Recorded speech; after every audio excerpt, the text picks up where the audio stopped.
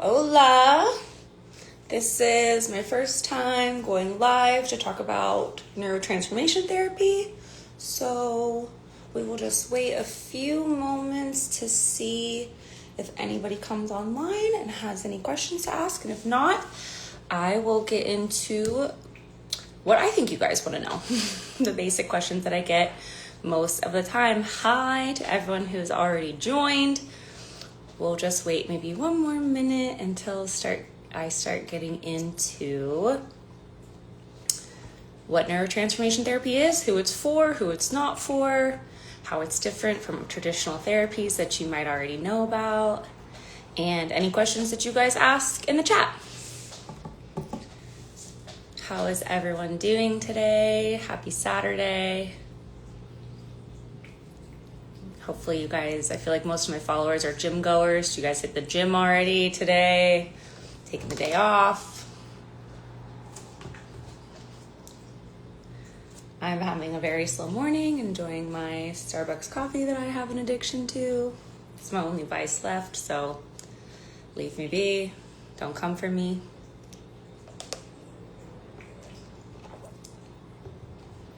All right. Well, let's get into it. So again, if you have any questions throughout this entire conversation, drop them in the chat below. Otherwise, I'm just going to go through the questions that I've already received and the ones that I get most often.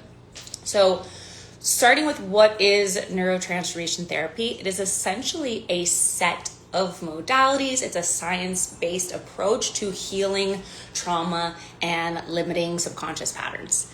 So what does that mean? It means that as we go through our sessions together, whatever it is that I feel like you need to heal your specific pattern is what we would do. So usually it entails some type of, I'm going to call it like a form of hypnotherapy, but it's basically getting you into a slower brainwave state, and we talk through your significant emotional events of your life that caused you to believe a certain thing. Something happened to you, and when we say trauma, it doesn't have to be this big life-altering event like we think of. It really just has to be something that at that time you didn't have the ability to emotionally process it, and so your body held on to it and you created a response pattern to it. So it could be something as small as like you're showing your mom a picture that you drew when you were little and she was busy with work and she was like, not now. And you're just like, oh, I'm not important. And small little things like that can keep happening, and they can keep adding up, and then they build this internal belief inside you that you're not important. And as a little kid, you start creating protective mechanisms that help you to survive in your households, that under the guise of like, I'm not important, so maybe I'll just stay small, maybe I'll just stay quiet, like I'll sit back, I won't express myself. And then as we become adults, those characteristics and traits no longer serve us. So what neurotransformation therapy does is we go through all of those limiting beliefs, those significant emotional events where that happened, and we release it. So I'm basically asking you to come up with all of the reasons why that's not true. So it could just be like, my parent was busy. They love me very much. Like it made me accomplish so much more, or whatever. Again, this is going to totally vary by person, but whatever it taught you, we're going to come up with so many positive lessons that it negates the negative lesson that you learned from that originally when you were 6 or 7 years old. So that is a big part of it. I usually do that part with all of my clients because it's something that we all need. So the beginning sessions of the neurotransformation therapy are aligned around releasing anger, sadness, fear, hurt, guilt, and shame. And you'll be really, really, really surprised at what happens after you release those emotions, because emotions are actually stored in what's called a gestalt. And so all of your anger emotions are stored in one gestalt, the anger gestalt.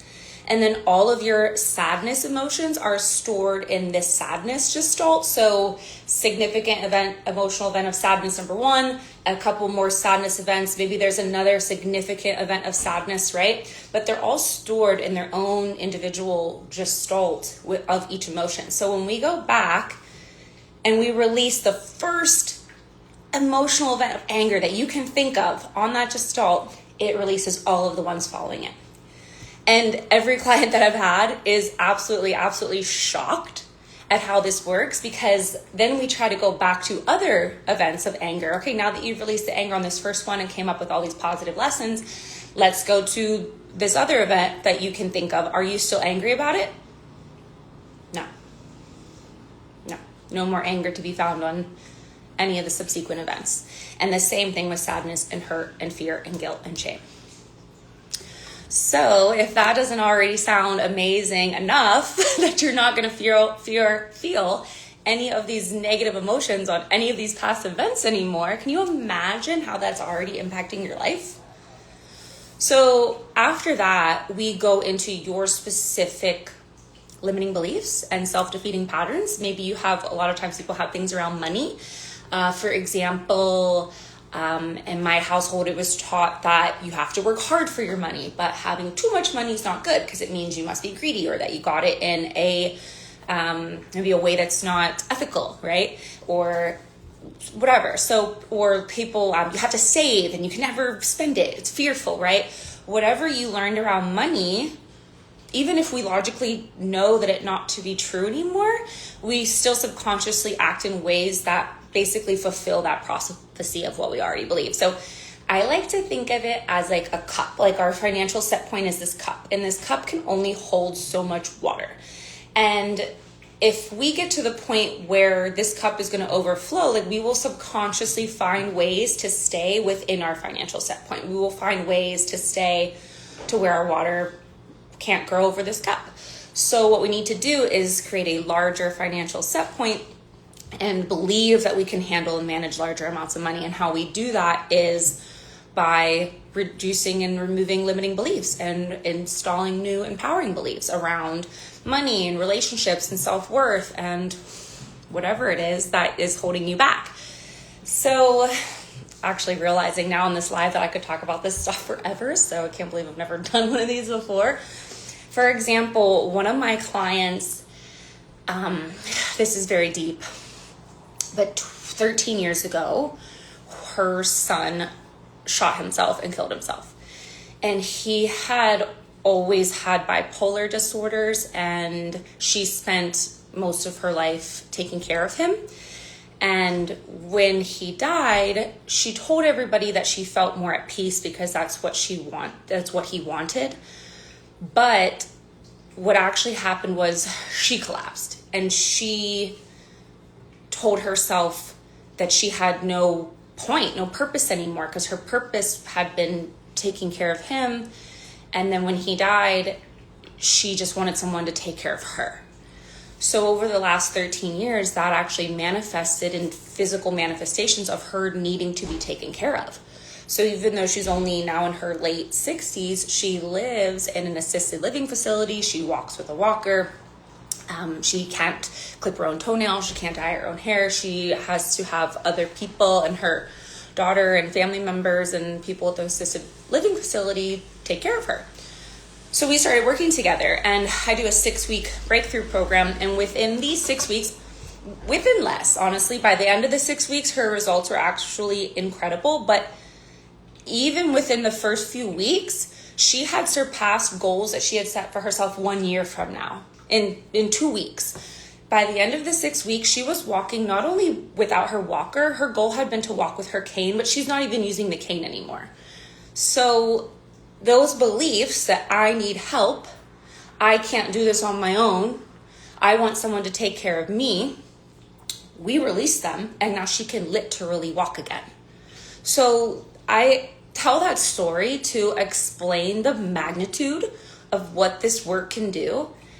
And so that's a really like bold example, but it can help in so many other ways. I mean, by the way, this client also has texted me saying that she's done things for herself that she hasn't done in 5 years. She's clipped her own toenails, which sounds so ridiculous, but for someone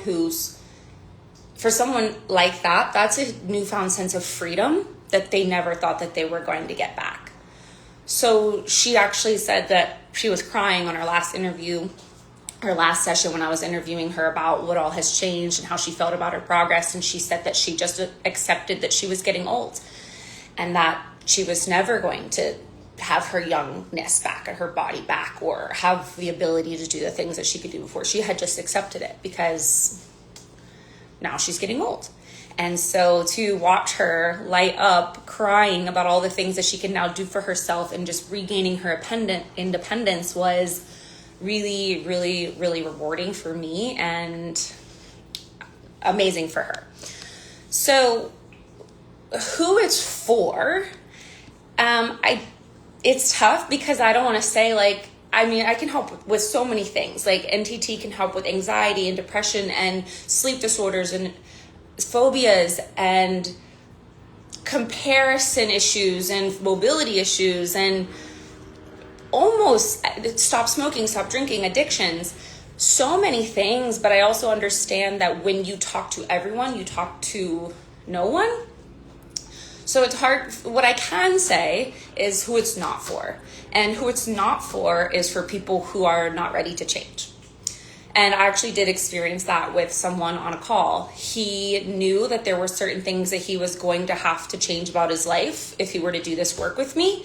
And he wasn't ready or willing to make that change. So that is an example of who this work is not for. If you have a secondary gain, if you're getting something out of your self-defeating behavior, and that gain is perceivably, at least for now, worth more to you than the change that you can see for yourself, then you're not going to want to make the change. Does that make sense? Comment below if that doesn't make sense to someone. So if you're getting something out of say for example, you are drinking alcohol and you feel like you really internally you've just been called to stop drinking, but you feel like the secondary gain of going out with your friends or the girl that you like or the guy that you like loves to party and you guys go out together and then you hook up, and if you stop drinking you're not going to be able to see her anymore, right? That perceived gain might be worth more to you in that moment than quitting the alcohol, because you can't also see what life without alcohol would be like if you've never done it before. So if you are not willing to make the change that you know that you need to make to progress your life forward, then NTT is not for you. Until at least you decide that you are really ready and willing to make that change. So let's just go into something that I find interesting about our brains and the way that they work. So every second, you are ingesting 11 million bits of information through your 5 senses. And of those 11 million bits that come in, you are processing, your conscious brain is processing about 40 to 50 bits. Out of 11 million, processing 40. Okay, so you are not getting most of reality. What you are getting is your deletions, your distortions, and your generalizations about how the world works. So you are perceiving the world through the lens that you already have. And that is why you keep experiencing the same thing again and again and again. And that is why you keep repeating the same patterns again and again and again and again. Because 95% of your thoughts and behaviors and emotional patterns are subconscious. And the subconscious is running the show. And until you change your subconscious beliefs about yourself and the world, you're going to have the same experience. There's really no other way for me to tell you that. Most people, and I was this person, this is why I'm so passionate about this work. I'm disciplined, I'm dedicated. I thought I did everything right from being a kid until now. I got good grades, I went to class, I got the degree. I show up at work, I show up on time, I work out, I'm fit, I eat the right foods. And like, there were still so many areas that like, I just couldn't get past. I had money beliefs and issues, and no matter what I did, even if I got ahead, something would happen and I would fall back behind, and like that cycle just repeated itself. And don't even get me started on relationships, because that was an area that was hugely problematic for me. I would just repeat the same cycle again and again. And until you actually do the work on rewiring the 95% of your subconscious thoughts and behaviors, you're going to, basically it's a self-fulfilling prophecy. You have a subconscious belief about how you think it's going to go, whether your conscious mind is aware of it or not.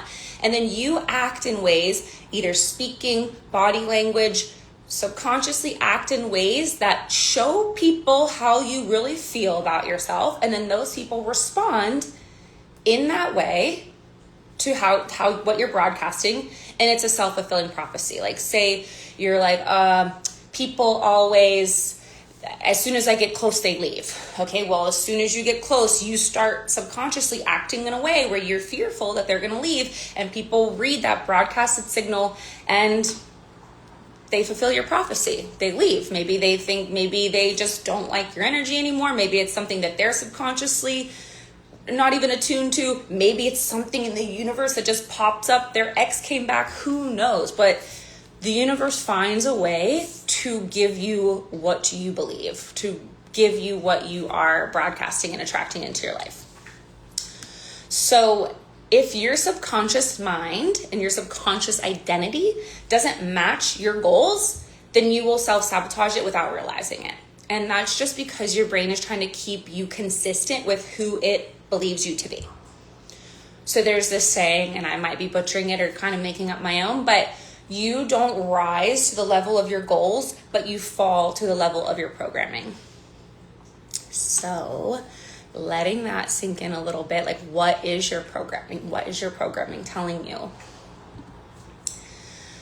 Any questions yet so far? I'm telling you guys, I could talk about this forever. So let's talk about trauma. Let's get into the spicy. Okay, so again, I already mentioned this earlier for people who are joining now, but trauma is anything that happened to you that you didn't have a way to process it when you were younger. And so essentially you have these 9 emotional needs that need fulfilled as a kid. You think you missed it all. I will post this to my page so you can see it all later. So we have 9 emotional needs that we need fulfilled as human beings, but especially as children. And those are to be seen, to be heard, to be understood, to feel significant, to feel validated, to feel accepted and loved, to have attention, to be able to express yourself authentically, and to belong. And when one of those 9 emotional needs are not fulfilled, that's a significant emotional event to you at that time. And so from that significant emotional event, you create a negative meaning. And so you avoid other experiences similar to that because you want to avoid that feeling in the future, right? So the negative meaning that's created is something like, I'm not good enough, I don't belong, people are manipulative, people are trying to control me, pain is inevitable, I'm not worthy, I don't deserve joy. Whatever it is, you created a negative meaning from not getting one of those 9 emotional needs fulfilled. And then after you've created the negative meaning, you've created a negative emotion. And so now you're anger, sad. You have anger, sadness, fear, hurt, guilt, and shame, which, as I talked about earlier, those are the emotions that we release in our neurotransformation therapy sessions. So the negative meaning got created, and now it produces a negative emotion to keep you safe. And a trauma response pattern is created. And this could be, you've heard of things like stonewalling, which is just going totally silent. You could disassociate, you could have anger issues. You could just be extremely critical of yourself and beat yourself up, or critical of others. You could be holding contentment or resentment. You could get defensive, or you could be in denial and blaming others. Whatever it is, you've created this pattern that, again, as a kid, it keeps you safe in your household. But now that we're adults out in the real world, need to be functioning with other adults, it doesn't really help us anymore. And you do all those things. It's kind of this circle that goes back to the beginning. You create this trauma response to fulfill one of your human needs. So, for example, if as a kid, maybe if you got in trouble or something happened, you got in trouble, you go silent. You know that if you go silent, your parents will be like, I'm sorry, like, what did we do wrong? Like, then you'll get the love and affection that you desired in the first place, if that makes sense. So, just to wrap up, kind of like, again, coming in for the people who are just now joining, what is neurotransformation therapy? It's a science-based approach to healing trauma and limiting self-defeating beliefs and patterns. And we use different modalities, such as kind of like a form of hypnotherapy, but it's totally different from talk therapy in the sense that talk therapy is really just like creating awareness around your past and what happened. And to me, that's good for a time, to help you understand and process what happened, but to really let go of it, you need something more. And neurotransformation therapy is what helps you to actually let go of it, because we go into the subconscious mind and we rewrite the experience and what it meant so that you no longer have that negative meaning, that negative emotion, and that trauma response pattern that I just talked about attached to it. So it's pretty cool stuff. What else? What other questions have I got? How long does it take to see results? So I do a 6-week breakthrough session, or sessions, one session each week for 60 to 90 minutes for 6 weeks. It can go longer, but I have seen results in my clients in the first week, every client. Every next call, I start the call with what changes have you seen from the previous week and what are you still struggling with? And I have never ceased to be amazed at the responses that I get even after just week 1. So people are letting go of limiting beliefs, responding to the world in a new way. And that's the thing, is like, this is something I learned personally and was completely shocking to me, is that I was responding to the world. I was using my own thinking all the time. And so my own thinking never changed. I needed an outside perspective to help me respond to the world in a different way that I never would have considered on my own. And you don't even, that's the thing, is you don't consider it. If X happens, Y is the only acceptable response. And that's not true. So this is something that completely opened my mind and my eyes up through neurotransformation therapy. I didn't realize that there was another way to respond to the world, and which is why my patterns kept repeating. So you will see results in as little as 1 week, and you will see major results by the end of the 6-week program. So,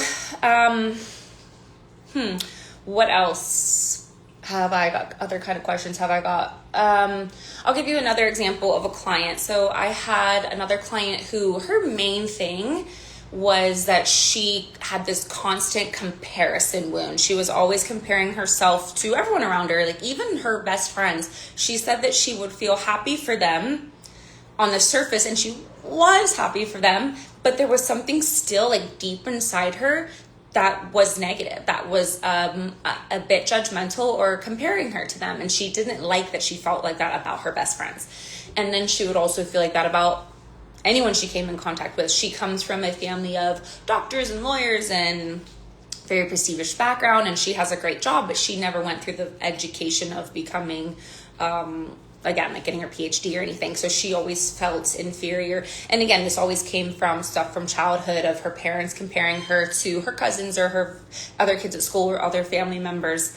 And so she developed this comparison pattern, and it would snowball in her life. So maybe she went in for a job interview and she looked up someone else in the company and saw that she had this accolade, and then it spiraled her into this thought that there was a feeling in her chest, and then a thought that came about not being good enough, and then it spiraled her onto a rabbit hole of continuing to make herself feel bad. And then also later that night, it would spiral her into, I'm going to drink this bottle of wine tonight, right? And then that spirals into, now you're not doing your workout the next day, or you're just not showing up for work as clearly as you could be.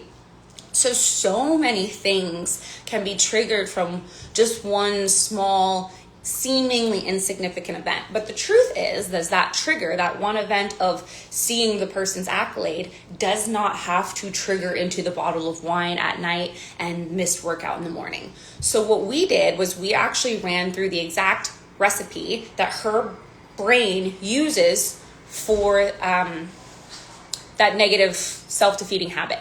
So first, there's the trigger. There's always going to be the trigger. There's nothing that you can do about that. But what do we do after? What do we do with the part after the trigger? Where do we lose ourselves? So for her, it was the thought of, I'm not good enough.